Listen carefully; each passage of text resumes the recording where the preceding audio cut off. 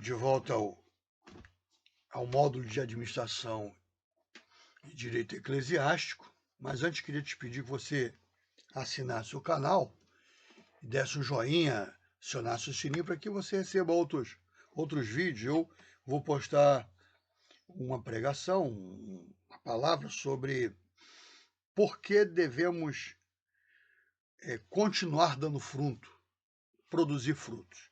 Isso é interessante.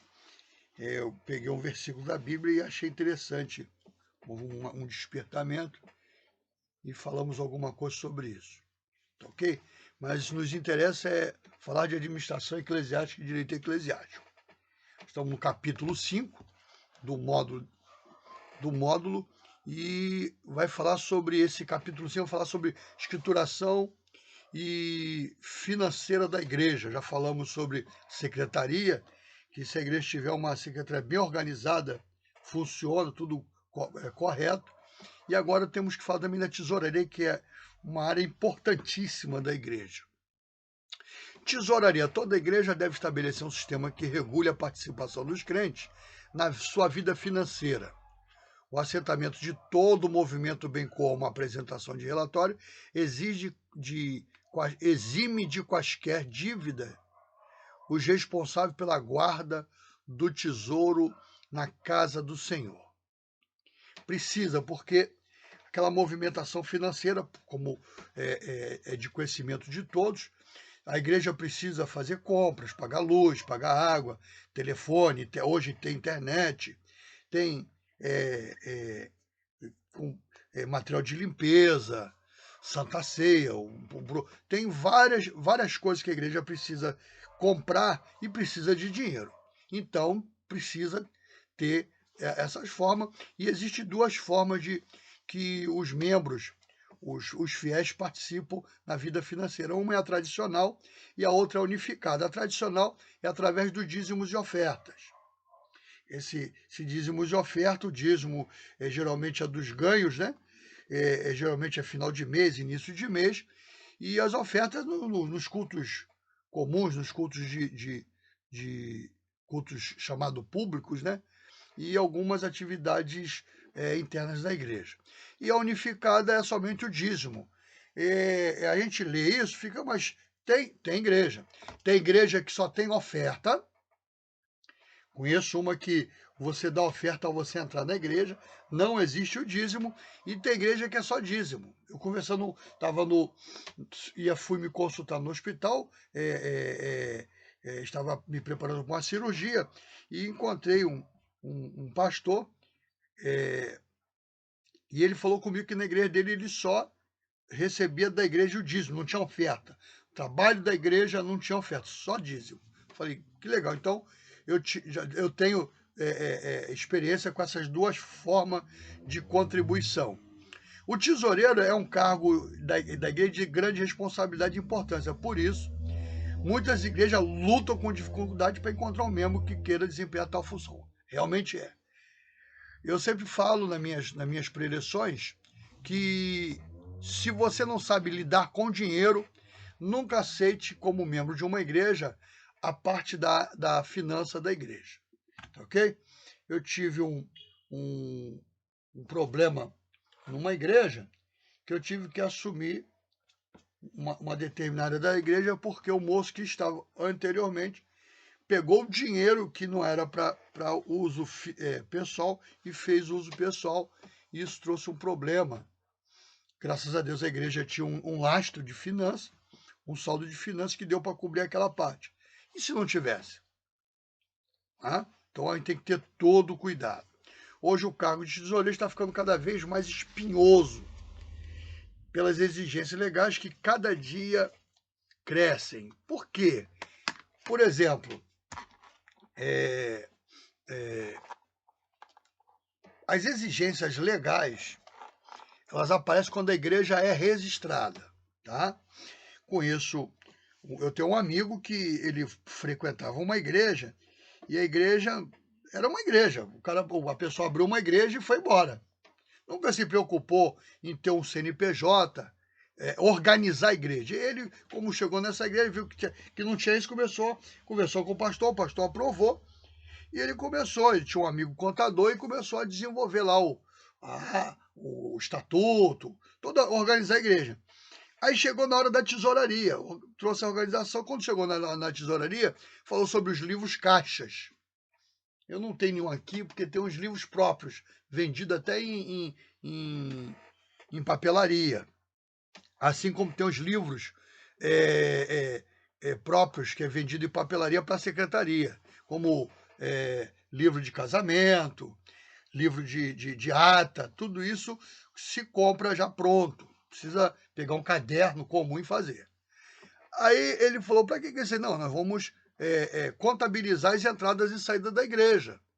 Faz parte, porque vai ter contabilidade, vai ter que declarar e tal. Não, esquece isso. Porque, não, pastor, mas a gente precisa dar uma satisfação. Não, esquece isso, nunca foi feito, não vai ser agora que foi feito. Então, aquela igreja estava quase organizada, voltou a estaca zero, me permite a expressão, uma igreja de fundo de quintal, porque o próprio Jesus, nas suas predições, fala que devemos atender às exigências de César, a César o que é de César.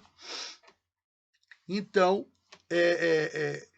aconteceu isso. Então, aí aquele meu amigo ficou chateado, aí viu que a pessoa queria viver da igreja, que tem pessoas, me permite a expressão aqui, uma aspa aqui, tem pessoas que, por achar que fala bem, prega bem, acho que pode ser pastor abrir uma igreja. Aí acontece isso, esse meu amigo ficou muito triste, já tinha feito muito pela igreja, mas aconteceu isso. Então eu preciso ter esse cuidado, ok? Então, a administração da igreja, principalmente nessa área financeira, e tem o problema do governo, pô. Do governo. Eu, por exemplo, todo ano tenho que declarar imposto de renda. A igreja também tem que declarar imposto de renda, apesar de ser filantrópica. Apesar de ser filantrópica, ela tem que declarar todo ano. E às vezes a Receita Federal escolhe lá, faz um sorteio. Eu sei que tem, por exemplo, igrejas matrizes que tem várias congregações, às vezes a Receita Federal chama o pastor presidente e sorteia duas, três, depende da quantidade de congregações, para fiscalizar o livro até da congregação. Isso acontece, já estive numa igreja, isso acontecia. Qualificações do tesoureiro: deve ser uma pessoa educada. Por que deve ser uma pessoa educada? Porque imagine você vai dar o dízimo ou dar uma oferta, e a pessoa, o tesoureiro, entende que você, no teu dízimo, você está falhando, está errando. Eu tive um embate com um tesoureiro de uma igreja que eu participei, que ele disse para mim que quem não dava dízimo ia para o inferno. E eu uma vez já preguei sobre isso também. São as coisas que a gente faz na falta de conhecimento. Né? E preguei lá em Joel, quando falo da terrível carestia causada pela locusta e pela seca. Né? Aí o texto vai dizer: escutai, todos os moradores da terra, acontecer isso em vossos dias, ou também nos dias de vossos pais. Fazei sobre isso uma narração aos vossos filhos. Quer dizer, aconteceu alguma coisa desse ponto e foi narrado. Aí ele falou: e o que ficou da largata comeu o gafanhoto, o que ficou do gafanhoto comeu a locusta, o que ficou da locusta comeu o pulgão. Quer dizer, quando eu não oferto a Deus, isso é a artimanha de alguns dentro da igreja, porque tanto a oferta como o dízimo são ofertas voluntárias. Voluntárias. Nada que eu dê para Deus tem que ser obrigatório. Eu sou muito claro nisso. Qual é a bênção do dízimo na minha vida? Antes de dar, eu sou abençoado. Aconteceu isso com Abraão. O dízimo da graça foi Abraão. O dízimo da graça. Tá? O Abraão foi para a guerra lá, para libertar o seu sobrinho. E quando voltou com os despojos, aí ele encontra com Melquisedeque e a palavra, na sequência, na cronologia da palavra, lá em Gênesis vai dizer: e Melquisedeque abençoou Abraão com pão e vinho. Então, pão alimento espiritual, alimento material, e vinho, alimento espiritual. Antes de dar a Deus, eu sou abençoado com pão e com vinho, com alimento material e espiritual. Na sequência cronológica, depois que Melquisedeque abençoou a Abraão, aí lá vai, na sequência vai dizer, e Abraão deu dízimo de todos os despojos. Então, antes de eu dar a Deus, eu recebo. Por isso sou dizimista e eu sou ofertante. Ok? Claro que às vezes a gente falha, isso é próprio nosso, mas o dízimo, ele é dado por ter recebido as bênçãos de Deus. Não eu dou para receber. O dízimo da graça, o dízimo é estabelecido pela Bíblia, já antes da lei. O dízimo da graça é antes da lei. O dízimo da lei. O dízimo da lei era dada para o sustento dos levitas. E parte do dízimo, que eu não lembro agora, me perdoe, é muita informação para dar, e tinha um ano do dízimo que era separado para dar para as viúvas e órfãos. Então, o dízimo do dízimo, eu não lembro. Então, mas deixando isso já, então, deve ser uma pessoa educada. E eu falei para aquele tesoureiro, vem cá, então o dízimo tem o mesmo poder da cruz. Não, eu falei, não, o que você está dizendo, pô. Se o dízimo me leva para o inferno, ele está no mesmo patamar da cruz, porque a cruz me tira do inferno. Aí eu falei, você pode até me dizer que eu vou ser tolhido de alguma coisa, em vida e pós-morte, isso aí, por causa de galardão e tal. Mas dizer que eu vou ser condenado por não dar o dízimo, eu estou colocando o dízimo a nível da cruz. Dito isso, então a pessoa deve ser uma pessoa educada, deve ser uma pessoa desembaraçada. De novo, eu vou formar para não ficar um pensamento errado aí sobre dízimo. O dízimo e a oferta é voluntário. Tudo que eu dou a Deus voluntariamente, ele recebe. Mas antes dele receber, ele me deu. Esse é o princípio do dízimo, das ofertas. Antes de eu dar, eu recebo de Deus. Aí você diz assim, mas eu não. Eu sempre falo isso, ó. Fiz uma operação que é cara, não gastei um tostão.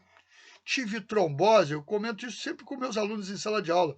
Tive trombose, tive um problema grave, porque eu não sabia que era trombose e minha perna estava tendo problema. Eu entrei no hospital, quem me atendeu foi o diretor do hospital, não foi nem um médico assistente, foi o diretor do hospital, na época. E esse diretor, depois de ver o laudo que eu estava com trombose, ele me deu. Falou, Paulo, toma aqui, ó. Isso aqui é o remédio para, acho que foi 4, 5 meses. E esse remédio é quase, pelo que um amigo meu comprou há pouco tempo, é quase R$ 200 o tratamento de um mês desse remédio. Me deu. Então, o 100 para 1, Deus me dá, sempre me dá. E eu voluntariamente, em gratidão a Deus, eu dou as minhas ofertas e os meus dízimos para a casa do tesouro. Tá bom? Então, deixar bem claro, não sou contra dízimo, não sou contra oferta, mas eu gosto de explicar isso para ficar bem claro. Deve ser uma pessoa desembaraçada, deve ser uma pessoa que tenha pelo menos noção de contabilidade. É porque você vai trabalhar com entradas e saídas. Tem gente que vai fazer como dizer assim, declarar uma despesa que fez, pega um pedaço de papel comum, a despesa não é assim. Existem formulários próprios, tudo organizado, porque precisa fazer isso. Então a pessoa tem que ser desembaraçada, a pessoa tem que ter noção de contabilidade, fazer o fechamento, entradas e saídas e tal, saldo, transferir saldo, essas coisas todas. Deve ser uma pessoa fiel. Deve ser uma pessoa fiel. Quando fala pessoa fiel, fala de fiel em tudo, né? Porque não adianta eu ser fiel no meu dízimo e nas minhas ofertas e em outras áreas da minha vida eu sou falho. Então, uma pessoa fiel. E quando também fala fiel aí, o sentido é ser membro da igreja, tá? Você também tem esse sentido também, tá? Deve ser assíduo nas reuniões da igreja deve ser dizimista. Ora, o tesoureiro geralmente vai estar lá no estatuto, na ata de diretoria, como um diretor da igreja. Então, ele precisa ser assíduo, né? quando você tem um cargo de diretoria na igreja, ou secretário ou tesouraria, você vai na igreja uma vez na semana, ou de 15 em 15 dias, não existe isso. Não existe isso porque você tem que entender como está indo o dia a dia da igreja, ok? Responsabilidade do tesouro, receber o dinheiro vindo das fontes, de várias fontes, distribuindo entre os diversos fins, de acordo com o estipulado pela igreja. Por que de acordo com o estipulado da igreja? Toda a igreja, no outro vai dizer assim, liderar a elaboração do plano financeiro da igreja. Toda a igreja precisa ter um plano de contas. Minha esposa foi visitar sua filha em Portugal e na Europa, não se assuste com você dizer não, na Europa, quando você declara que é cristão, que é dizimista, o teu dízimo já vem descontado na tua folha. Na tua folha. E detalhe, a igreja organizada, igrejas que são regulamentadas na Europa, elas todo ano tem que fazer o plano, fazer qual vai ser a despesa dela naquele ano. E as entradas vai ser em função da saída. Tudo. Até a prebenda que dá ao líder, ao pastor da igreja, né? Que não é pagamento. Claro que tem igrejas, como alguns sabem, a Igreja Batista ela assina a carteira do pastor, outras igrejas tradicionais assinam a carteira do pastor. Mas, me perdoe ter citado o nome da denominação, eu não tenho esse costume, mas foi a que veio na minha mente e saiu. Então,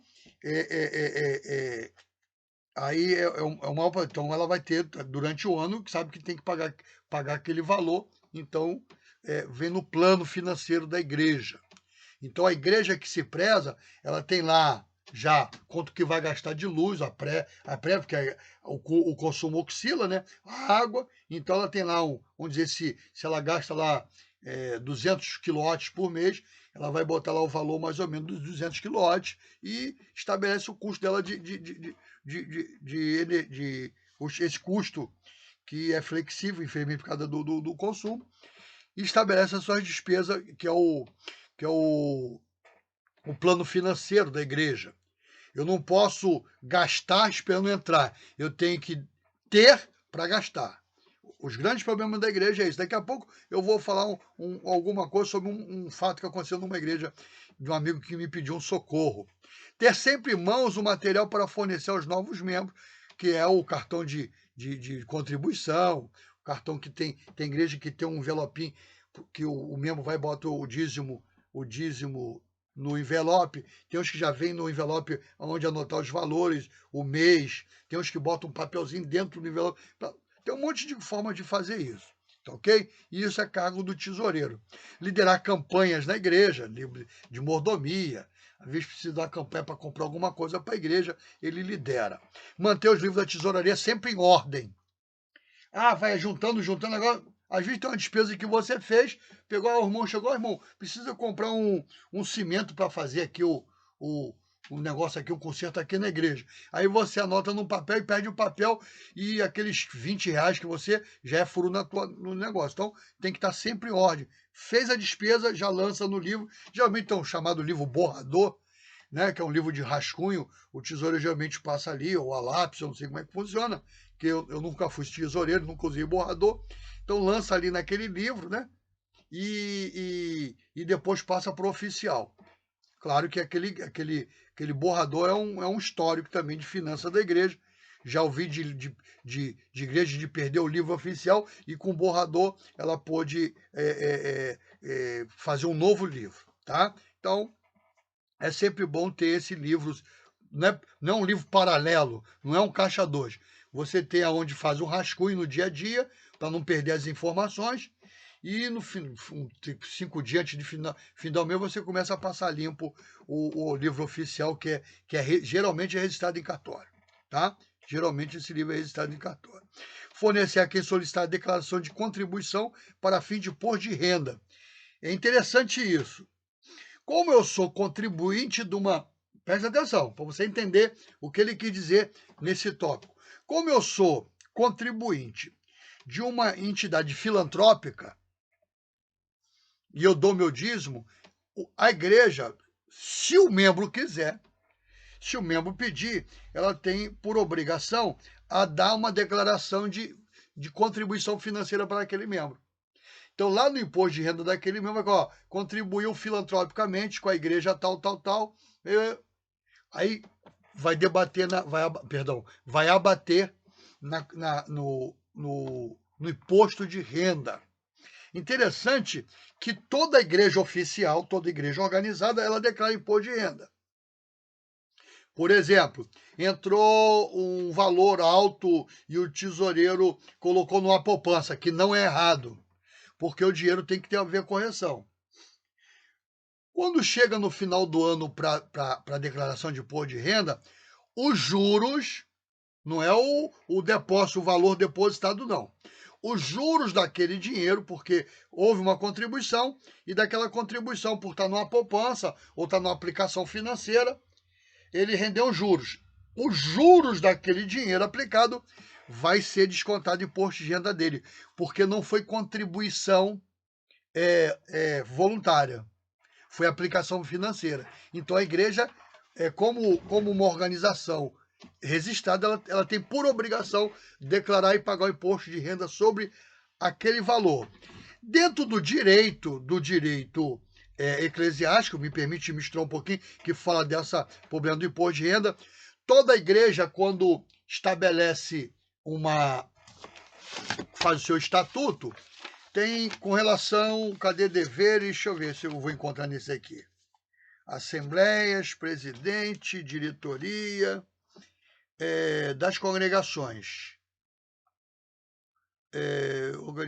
Aqui, ó. A igreja, consonante às garantias constitucionais, nos termos deste estatuto, organizará congregações sob o regime de filiais com os mesmos fundamentos e finalidade que se propõe essa sede. Aí vai ter uma cláusula aqui que eu não estou vendo agora, porque é muita coisa, eu não preparei, uma que ela pode organizar igrejas em território nacional e fora do território nacional. Quando a igreja, presta atenção nisso, isso é lei, quando a igreja estabelece congregações fora do território nacional, ela perde a isenção do imposto de renda. Por quê? Porque a lei entende que está havendo evasão de divisas e não pode haver.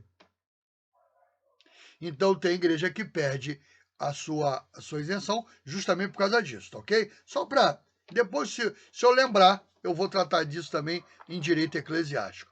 Não sou advogado, mas a gente entende um pouquinho porque eu sempre fui envolvido com essas comissões na igreja de elaboração de estatuto, reforma de estatuto, e a gente precisa ter um pouquinho de conhecimento nessa área. E tive, na minha graduação, essa aula que foi muito bem ministrada pelo meu mestre de Direito Aplicado à Igreja. Depositar nos bancos o dinheiro e os dias de oferta, porque não é interessante a igreja guardar ou na igreja, ou na casa do tesoureiro, ou na casa do pastor o dinheiro da igreja. Isso é errado. Isso pode trazer um problema. Vamos dizer que o tesoureiro está saindo da igreja, com os dízimos da igreja, para sua casa ou para casa do pastor, e é assaltado. É um problema. Então o dinheiro da igreja tem que estar numa conta do banco, guardado, e porque é ativo rápido de lançar mão. Pagamento de cheque, hoje tem cartão de débito, então tem muita coisa que os fornecedores aceitam em débito. Assinar cheque com o pastor ou outra pessoa nomeada para isso pela igreja. Quando você chega no banco, que abre uma conta, existem essas perguntas. Lá você leva o estatuto da igreja, você leva a ata de organização da igreja, leva os documentos do pastor, do tesoureiro e tal. Quando o pastor não quer se envolver na parte de banco, quando é pastor presidente, porque tem igreja que o pastor não é pastor presidente. Então, existe um presidente que assina tudo, ou uma pessoa que ele passa uma procuração para assinar junto com o tesoureiro. Então, quando você chega no banco, se não tiver assinatura dos dois, não é descontado o cheque. Então, é uma coisa assim que é para proteger a área financeira da igreja. A necessidade de renovação. Há diversos fatores solicitando um melhoramento na escrituração das diversas tesourarias de nossas igrejas. não bastasse o crescente volume de dízimos e oferta que tramitam por elas, e a necessidade de sua melhor comunicação na apresentação dos relatórios financeiros. Então, tem que haver renovação. Hoje você tem os softwares de programas de financeiro que te ajuda muito na administração da igreja. Sistema de participação financeira. Como falei, você tem o tradicional. Né? O tradicional é a participação regulada para a tesouraria da igreja em forma de dízimo, contribuições e coletas, além de contribuições levantadas para a tesouraria das várias organizações da igreja, ou seja, dos departamentos. Por exemplo, tem a tesouraria da EBD, tem a tesouraria da União Feminina, do grupo da União Masculina, do Coral. Às vezes tem vários departamentos que têm as suas finanças. Eu, quando responsável pela EBD de uma congregação, toda a finança que eu recebia, a mão do tesoureiro. Eu tinha um livro caixa pequeno. Não tem aqui não vou encontrar agora. Deixa eu olhar aqui. Deixa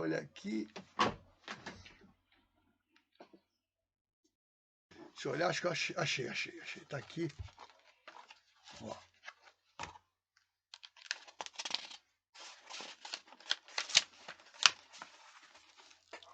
Caixa. E a forma de entrar de dever e haver. É um livro caixa. Aí o que eu fazia? Eu botava lá aqui, no dia tal, no domingo tal, houve uma arrecadação da escola dominical em valores e passei para o tesoureiro. Vamos dizer, tinha 150, eu mudei mais 50, agora tem 200. Assina aqui. Quando eu ia tirar um dinheiro, recebi do tesoureiro R$50 para fazer compra. Claro que depois eu daria a ele as notas.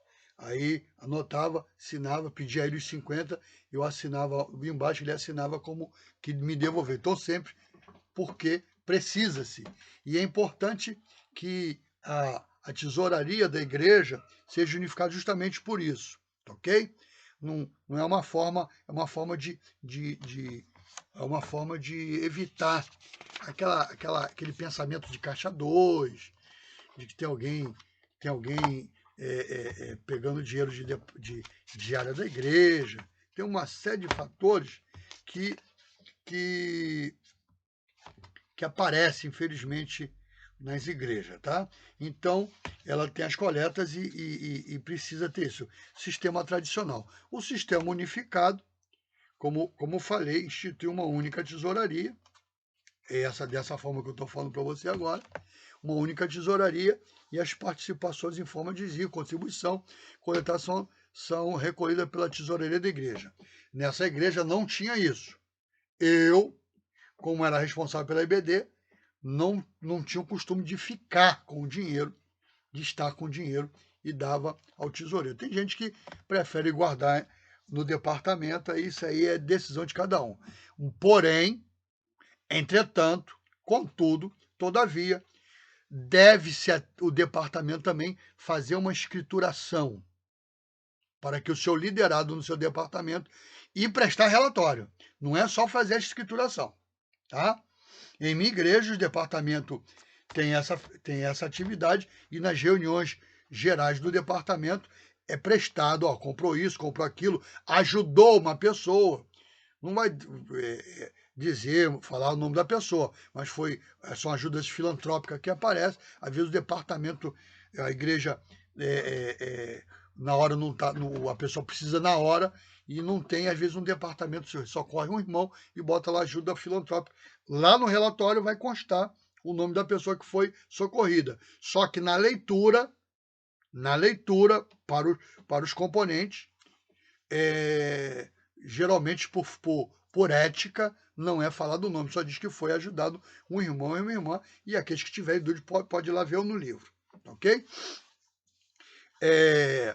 Contribuições de coleta são recolhidas da tesouraria da igreja. Por esse sistema, a EBD, Departamento Infantil, segundo a necessidade, né, eles recebem uma verba, vamos supor, quando tudo que entra na igreja, quando é unificado, entrou a oferta da EBD, vai para a tesouraria. entrou, mas lá na tesouraria botou a oferta da EBD. Só que estabelece uma verba. Qual é a despesa da EBD durante o trimestre da escola dominical? Gasta, vamos dizer, total de R$ 500. Então, lá no projeto financeiro da igreja, vai dizer, ó, a igreja vai, a EBD vai gastar durante um ano R$ 2.000, que é R$ 500 para cada trimestre para compra de revista. Então, aí ele vai lá. Agora, se houver uma necessidade, discute-se o assunto e vê o que se pode fazer, porque o dinheiro é da igreja. Aí vai dizer, ó, o FEM e outros departamentos recebem uma verba periodicamente, segundo a necessidade e disponibilidade da Tesouraria Geral para atendimento das suas atividades. Claro que a Tesouraria Geral não vai comprar uniforme. Tem gente que, quando fala de unificação de tesouraria, acho que é obrigação da igreja também comprar os uniformes do departamento. Isso é uma coisa que não casa dentro dessa parte. Isso é uma coisa mais pessoal. Ah, eu tenho meu terno, por que eu não posso estar no meu terno? Ah, tem que ser um terno todo mundo igual. Então cada um compra o seu ou contribui para aquele fim. Tá? Isso aí se faz com a diretoria da igreja, com o pastor da igreja, estabelece, o pastor aprovando, vai e faz aquela contribuição para aquele fim. Entendeu? Verba destinada às organizações internas da igreja pode ser através do livro Razão, colocado em disponibilidade para ser utilizado na oportunidade necessária. Então, tem esse detalhe. Fica claro que não poderão usar além do limite estabelecido, ou seja, se for estabelecido esse valor para EBD de R$ 500, não poderá passar isso. Então, por isso, geralmente quando a gente faz um plano financeiro, a gente faz uma projeção a gente chama de gordura, sei lá, 10, 15% acima daquela necessidade, que se houver qualquer necessidade maior, tem aquela gordura. Ou se o projeto era R$ 500 e gastou-se 400, conversa-se que aquilo ficará como saldo por uma compra maior no trimestre seguinte, ok? Então, tudo que é tratado, que é acordado, não nos traz prejuízo. Por isso as reuniões. Por isso nós temos o poder de falar. Se não falar na reunião, não se fala em outro lugar. Então, principalmente sobre finanças da igreja, achei interessante. O meu pastor, no caso foi meu pastor, queria comprar o pneu do ônibus. Nós tínhamos um ônibus, hoje nós não temos mais. Nós tínhamos um ônibus, ele queria comprar um pneu e era muito caro, era quase R$ 6.000 o jogo que a gente tinha que comprar, que a gente viajava, às vezes levava o pessoal para Minas Gerais e tal, que nós temos congregações lá, e precisava trocar o pneu do ônibus. Aí o pastor foi lá, fez o orçamento, deu quase 6 mil, R$ 5.400, R$ 5.700. Aí ele, numa reunião, ele falou, irmão, nós estamos precisando comprar o pneu do ônibus, é uma despesa que não estava prevista, e queria pedir permissão à igreja da gente fazer uma coleta, estabelecer como é que dá o nome? Não é oferta, não. Fugiu agora. Vai chegar, vai voltar. Uma campanha para comprar esse pneu. A igreja aprovou, né? Porque a igreja, quando você pede aprovação da igreja, geralmente a igreja aprova, geralmente. A igreja aprovou e ele estabeleceu, ó, o irmão que puder dar R$ 10, olha bem, R$ 10 de 15 em 15 dias. Além da minha oferta, além do meu dízimo e tal, eu me propus a dar para a igreja de 15 em 15 dias R$ 10 para aquela finalidade. E tinha um irmão que foi estabelecido também pela igreja para receber. Bom, idôneo, todo. E isso começou numa manhã de domingo. Aí naquela brincadeira aí nós levantamos, não sei se foi 300 ou R$ 400, não me lembro. Aí eu fui um dos que dei e falei, ó, já anota aí o meu nome aí, quando chegar no dia 15 eu te dou todo dia 15, eu te dou o valor. Beleza. Isso de manhã no domingo. À noite, depois do culto, depois da palavra, no final do culto, antes de oração, eu falei, olha, irmão, aquela campanha que nós começamos de manhã, os irmãos não se preocupam mais. Porque veio um irmão daqui da igreja, não citou o nome do irmão, que sentiu no coração e perguntou pro pastor, pastor, quanto está faltando aí? Porque eu vi, estava vendo na igreja, conversei com a minha esposa e senti no coração de ajudar a igreja. Quanto que já arrecadou aí, sei lá, 300, 400, 500, não sei quanto foi. Eu sei que aquele irmão pegou o talão de cheque e completou o valor que precisava do pneu. Ou seja, acho que deu mais de 5 mil reais em oferta naquele dia. Ninguém sabe quem foi o irmão, mas o pastor falou isso no culto de domingo, já no final do culto. E o pastor falou, irmão, então aquela campanha encerrou. Já conseguimos alcançar o ideal para comprar o pneu. Tinha uma pessoa no culto que ficou abismado com aquela atitude do pastor. Por causa do caráter, da atitude do pastor, ele falou, eu vou ficar nessa igreja porque eu não tenho visto isso. Gostei da atitude do pastor. Só para você ver como a liderança, com as suas atitudes, ela também prega, com atitude, dependendo das nossas atitudes. Então, precisamos ter esse negócio de oferta, de campanha dentro da igreja, ter muito cuidado, porque o mundo está nos olhando. Contribuição, o sistema unificado de contribuição é uma importância geralmente inferior ao dízimo. Há alguns crentes que não são dizimistas, mas são contribuintes. Ok? Então, a gente tem que ter esse cuidado. Ainda tem uma outra parte nessa área de liderança, de ministério da administração, que vai me tomar mais um tempinho, então eu vou terminar esse vídeo com esse tempo. Não esqueça de assinar o canal, dar o seu joinha e acionar o sininho para que você receba outros vídeos, ok? E Deus abençoe a todos, em nome de Jesus.